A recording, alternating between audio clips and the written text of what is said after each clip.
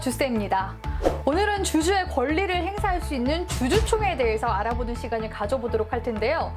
특히 우리나라의 대표 기업이라고 할 수 있는 시총 1위 삼성전자의 주총 참여법부터 의결권 행사를 위한 전자투표 방법까지 담아왔으니까요. 집중해서 시청해 주시길 바랄게요.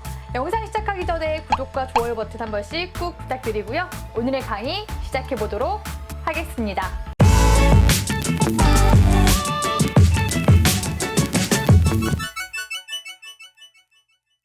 주식회사의 경영을 좌지우지하는 사람은 누굴까요? CEO가 아니냐고요? 정답은 주주입니다. 주식 보유량이 곧 주주의 힘이라고 볼 수 있는데요. 주식을 단 1주만 보유해도 회사의 주주가 될 수 있고요. 회사 경영에도 참여할 수 있습니다. 그럼 주주총회에는 어떤 걸 하는 걸까요? 주주총회란 회사의 주주들이 모여 의결권을 행사하는 회의를 의미합니다. 주주총회는 크게 두 가지로 나뉘는데요. 매년 1회 이상 일정한 시기에 소집하는 정기 주주총회와 M&A, 증자, 감자 등 중요한 논의사안이 생길 때마다 수시로 소집하는 임시 주주총회가 있습니다. 정기 주총에서는 보통 회사의 재무제표 및 영업보고서의 승인이 이루어지고요. 배당 결정 역시 정기 주총에서 해야 합니다. 대부분의 상장회사는 통상적으로 3월 말경에 정기 주총을 개최하는데요. 그런데 왜 하필 3월에 하냐고요? 그 이유는 우리나라 상장회사들이 12월 결산법인이 많기 때문입니다. 그래서 주주 명부폐쇄 기준일도 보통은 12월 31일인 거죠. 회사에서 배당을 주려면 배당 기준일로부터 3개월 이내에 배당을 위한 주총을 개최해야 하는데요. 그래서 보통 3월에 주총이 많이 몰리는 거라고 보시면 됩니다. 그리고 배당금은 주총이 끝난 1개월 이내인 4월 중순쯤에 지급이 되죠. 주주총회에 참여하고 싶다면 주주 명부 폐쇄 기준일까지 주식을 보유해야 하는데요. 주총에서 주주로서의 목소리를 내고 싶으시다면 우선주가 아닌 보통주를 매수하셔야 합니다. 보통주와 우선주의 가장 큰 차이점은 의결권에 있는데요. 우선주는 의결권이 없는 대신 배당을 좀 더 주는 반면에 보통주는 주주의 기본 권리라고 볼 수 있는 의결권이 주어집니다. 물론 의결권을 행사할 생각이 없으시다면 우선주를 매수하는 것이 유리한 선택일 수도 있지만요. 해당 기업에 문제가 발생했을 경우 대주주의 의사결정에 대항할 수 있는 권리를 주장할 수 있으니까요. 투자자 입장에서는 보통주에 투자를 하는 것이 더 안전하다고 볼 수 있습니다. 기업이 주주총회를 열기 위해서는 주주 명부에 있는 주주들에게 참석장을 보내는 것이 필수인데요. 이 참석장에는 회의에 대한 대략적인 안내사항이 담겨 있습니다. 일시와 장소, 보고사항, 회의 목적, 투표 및 의결권 대리 행사에 대한 안내 등이 담겨 있죠. 과거에는 우편으로 참석장을 발부했었는데 요즘에는 이메일이나 문자로 참석장을 대체하는 경우가 많습니다. 또 주총에 입장하기 위해서는 참석장과 함께 신분증도 반드시 지참해야 하죠. 이번 삼성전자의 주주총회는 3월 16일 수요일 오전 9시 수원 컨벤션 센터에서 열릴 예정이라고 하는데요. 이처럼 주주총회가 평일 오전에 열리는 경우가 많다 보니 사실상 일반 개인 투자자들이 주총에 참석하기에는 여간 어려운 일이 아닐 수 없습니다. 이럴 때 주주총회 온라인 중계방송을 시청할 수 있는데요.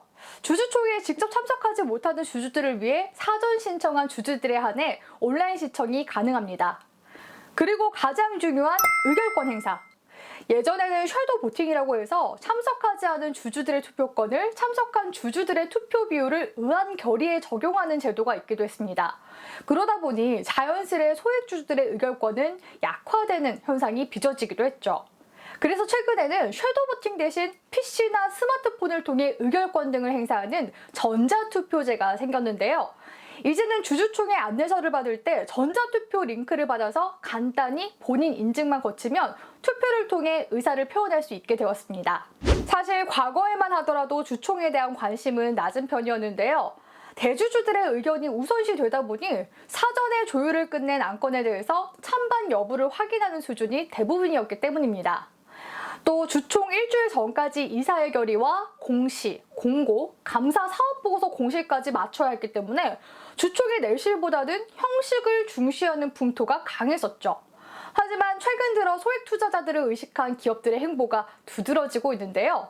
삼성전자만 하더라도 전체 지분에서 개인 투자자들이 차지하는 비율이 13%를 넘어섰다고 합니다. 소액주주, 그 중에서도 MZ세대 주주들의 의견 개진에 거리낌이 없다고 하는데요. 투자 대비 효율을 중시하는 이들에게 기업 가치를 훼손하는 대상은 용납되지 않고요. 회사 핵심 경영진이라고 해도 해임을 적극적으로 요구하기도 하죠. 올해도 이러한 주주 행동주의는 곳곳에서 보이는데요. 삼성전자 역시도 소액 주주들의 목소리를 피해가기는 어려울 것 같습니다. 특히 최근 출시한 갤럭시 S22 시리즈가 예상치 못한 복병이 됐습니다. 출시부터 제기된 갤럭시 S22의 게임 옵티마이징 서비스인 GOS와 연관된 속도 저하 논란이 있었는데요. 이러다 보니 정기 주총을 앞두고 소액 주주들 사이에서 사내이사 반대 인증 릴레이가 펼쳐지고 있는 상황입니다. 주주들이 반대하는 안건은 사내이사 선임과 이사 보수한도 승인, 최근 삼성전자를 둘러싼 논란에 대해 책임감을 느껴야 한다는 따끔한 반대표인 셈이죠. 논란의 중심에 있는 인물은 노태문 삼성전자 모바일경험 사업부 사장인데요. 물론 소액 주주들이 사내이사 선임 안건에 반대표를 던졌다고 노 사장이 탈락할 가능성은 적다라는 관측이 많긴 합니다. 과거 사례를 살펴보면 2018년 주총에서 이상훈 전 사장의 사내이사 선임 안건을 두고 38.43%의 반대 및 기권표가 나오기도 했었는데요. 반대표가 30%를 넘긴 것은 이때가 삼성전자 역사상 처음이었다고 합니다. 그도 그렇게 최대 주주인 국민연금이 반대표를 던졌었기 때문이죠. 그래서 이번에 소액 주주들의 주식수가 국민연금 지분율 정도로 모이지 않는다면 아쉽게도 이 기록을 깨기에는 어려울 수 있다는 전망이 지배적입니다. 그런데 사실 무엇보다 중요한 건요, 삼성전자 경영진이 소수의 목소리일지언정 이러한 주주들의 목소리와 반대표를 인지하는 것이 앞으로 중요하겠죠? 오늘은 주주총회에 대해서 알아봤는데요. 주총에 직접 참여하지는 못하더라도 적어도 내가 투자한 회사의 중요한 안건이 뭔지 정도는 아시는 게 좋겠죠? 오늘의 영상이 유익하셨다면 구독과 좋아요와 함께 소중한 댓글 기다리겠습니다. 그럼 오늘도 가져와!